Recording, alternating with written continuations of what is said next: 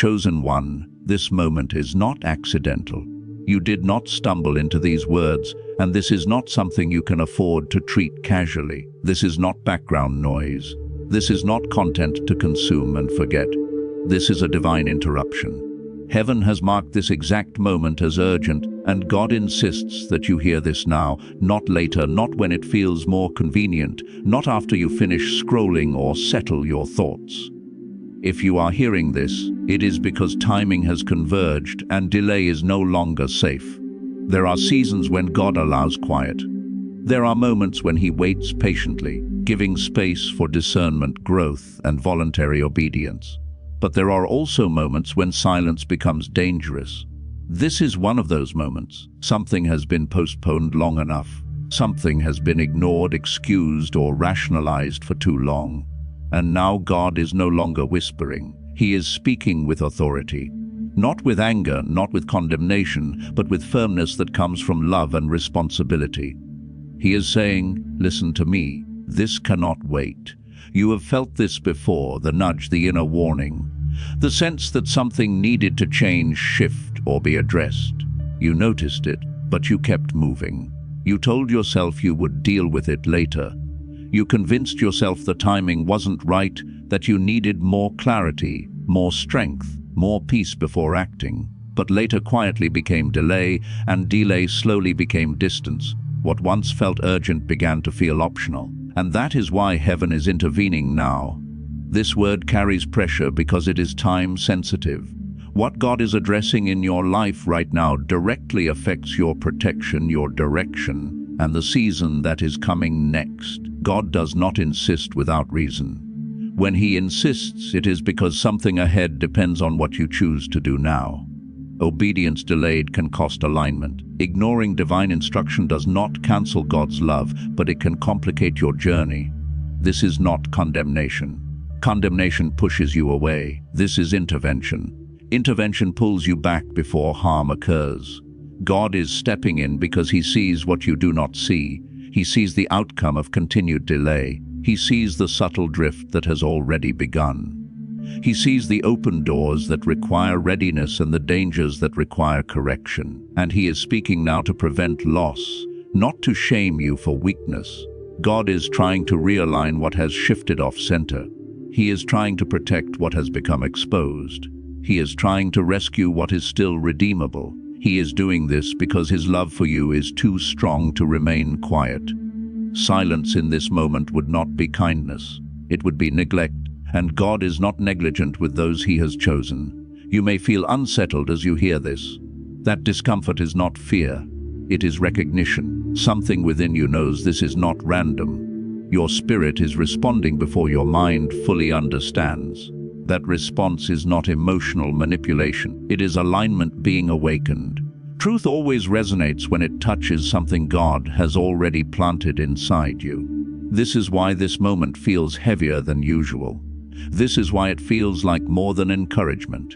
Heaven is pressing pause on your routine to get your attention. God is interrupting your momentum, not to slow you down, but to redirect you before speed takes you in the wrong direction. Movement without alignment leads to exhaustion. Progress without obedience leads to frustration.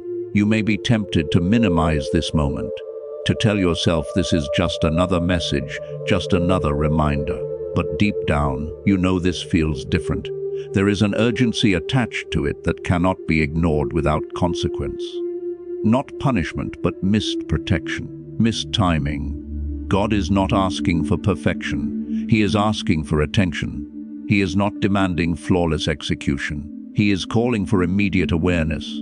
Awareness precedes change, and change opens the door to preservation and promotion. There is something God has been trying to get you to address. A decision you've delayed, a habit you've tolerated, a relationship you've excused, a calling you've postponed, a posture you've resisted adjusting. It may not look dramatic on the surface, but in the spiritual realm, it matters deeply. Small misalignments grow dangerous over time if they are not corrected early. This is why heaven is intervening now instead of later. Later would cost more. Later would require more repair. Later would mean consequences that could have been avoided with earlier obedience. God corrects early because he cares deeply. If God were finished with you, he would not interrupt you. If he were done with your assignment, he would allow you to drift. The fact that he is insisting is proof that your future still matters, your calling is still active, and your obedience still carries weight. This is a mercy moment. Mercy does not always feel gentle. Sometimes mercy feels urgent because danger is near. A parent who shouts to stop a child from running into traffic is not being harsh. They are being protective. God's urgency is rooted in love, not control. Do not confuse firmness with rejection.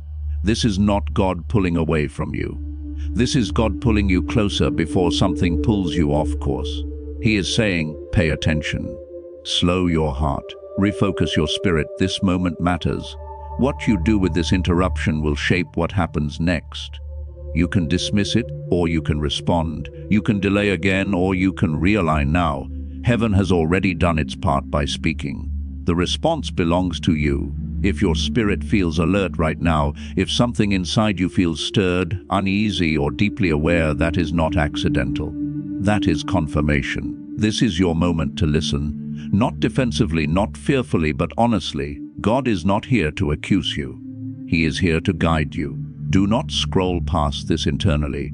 Do not mentally postpone it. Treat this moment with the weight it carries. Heaven has interrupted you on purpose. And when God interrupts, it is always because something valuable is at stake.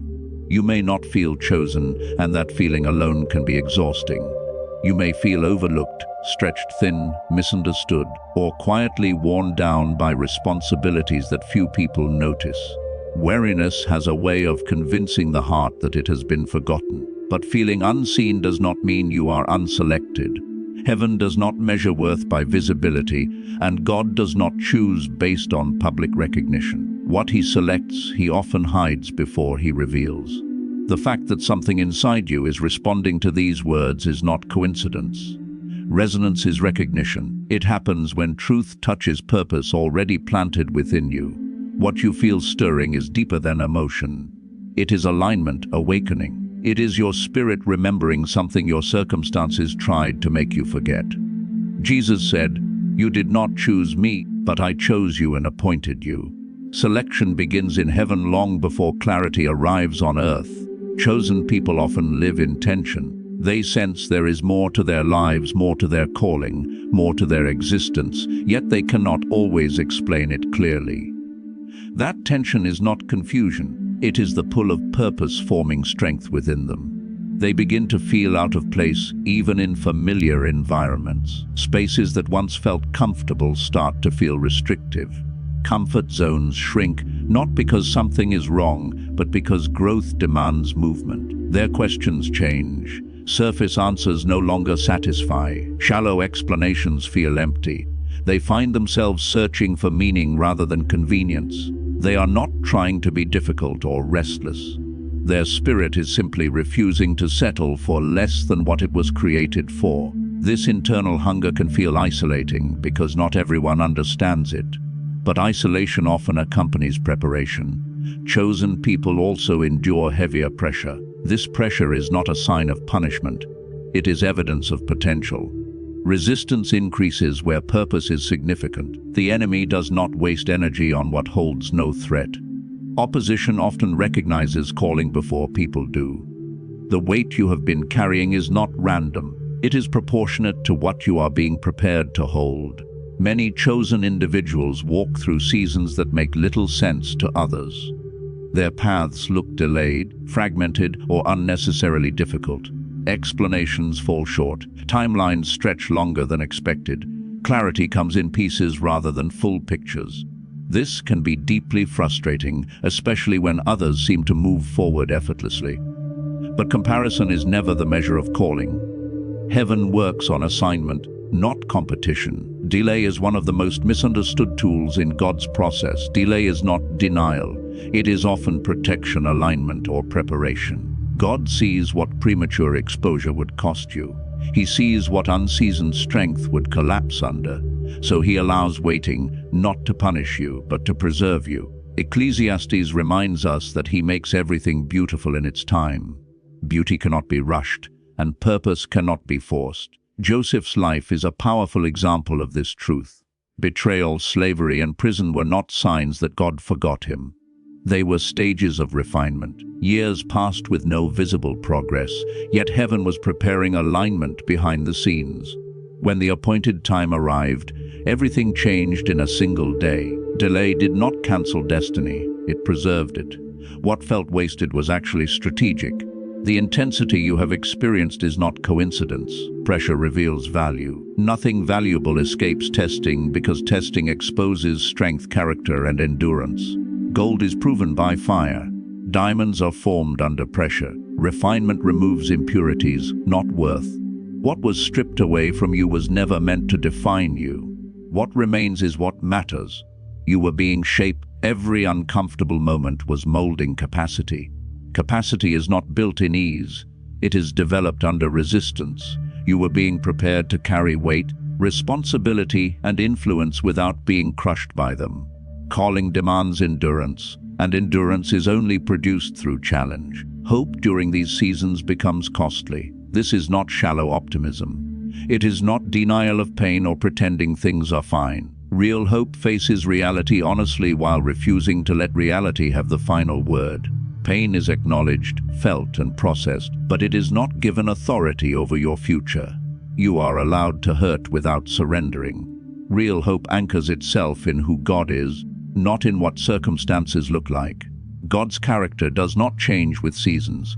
He remains faithful, consistent, and trustworthy even when life feels unstable. Circumstances shift, emotions fluctuate, and clarity fades, but God remains steady.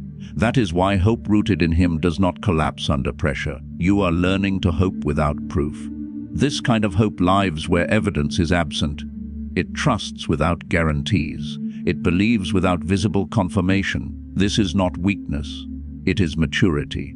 Hope that waits, hopes through silence, and hopes in uncertainty develops depth that cannot be produced any other way. And that kind of hope moves heaven. Faith in this season looks different.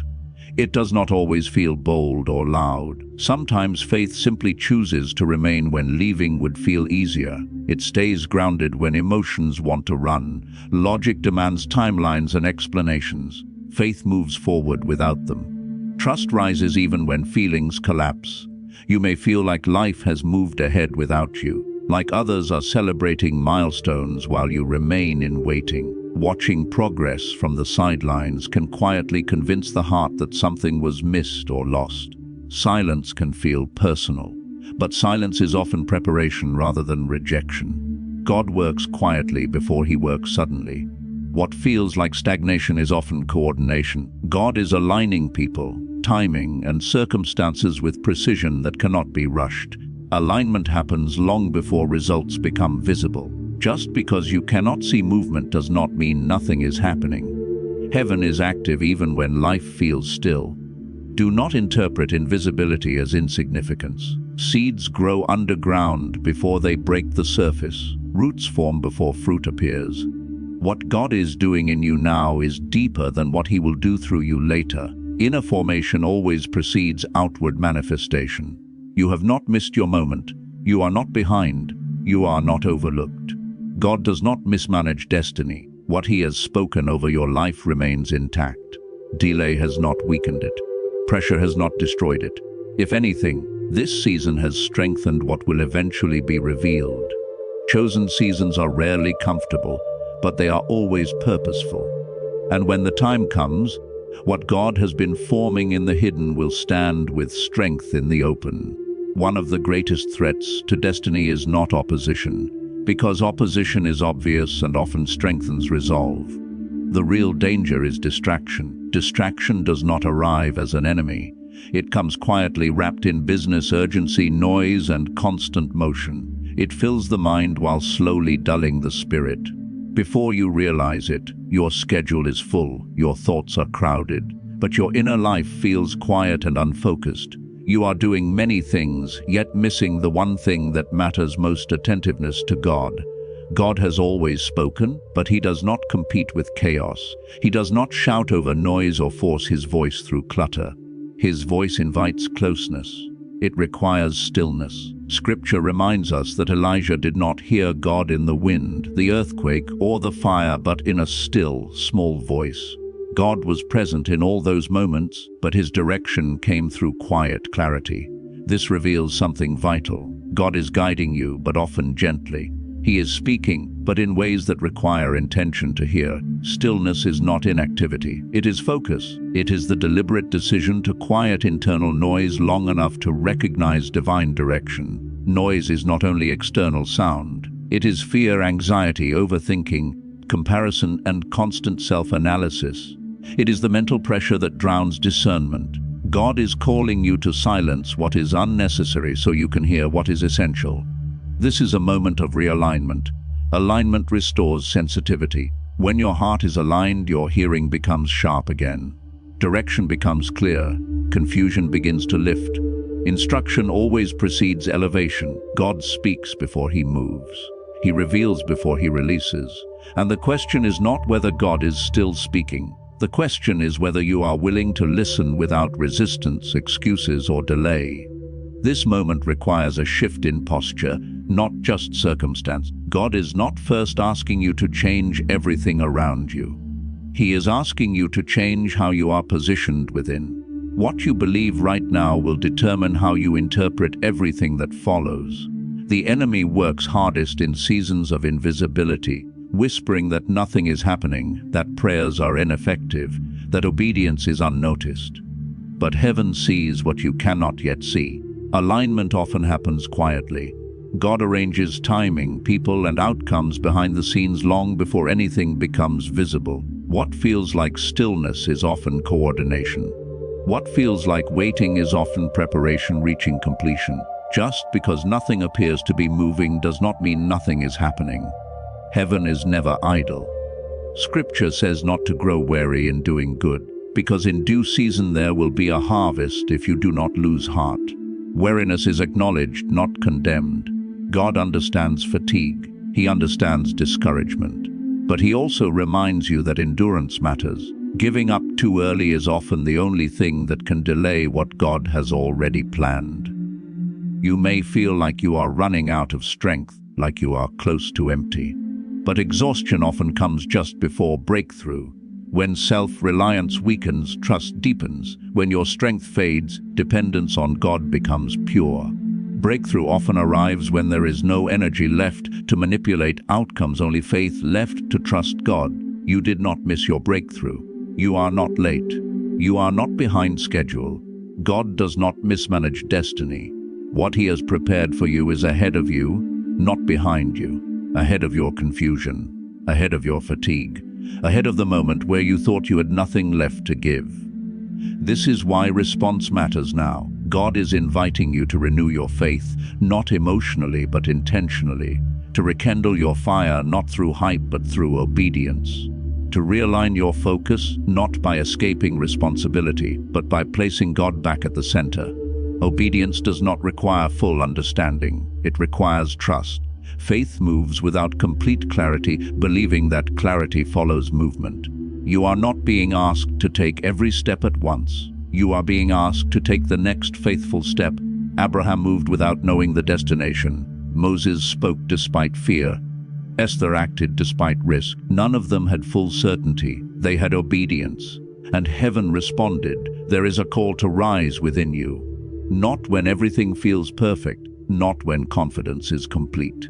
Now arise. Stand in agreement with what God has spoken over you, not with what fear has whispered to you. Shine, not because circumstances are easy, but because God's light is present. This moment is not the end of your story. It is an ignition point. Something is beginning, not finishing. God is requiring your attention because what he is about to do will require your full faith and full surrender. Partial focus will not sustain what is coming. Divided loyalty will weaken what God wants to build. Stay alert, stay hopeful, stay obedient. Hope is not passive, it watches expectantly.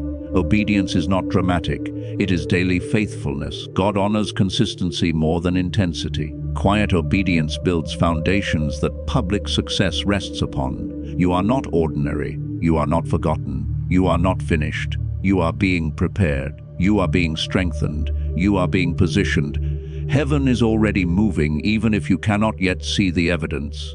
So pause your striving, quiet your fear, refocus your heart. Let this moment matter.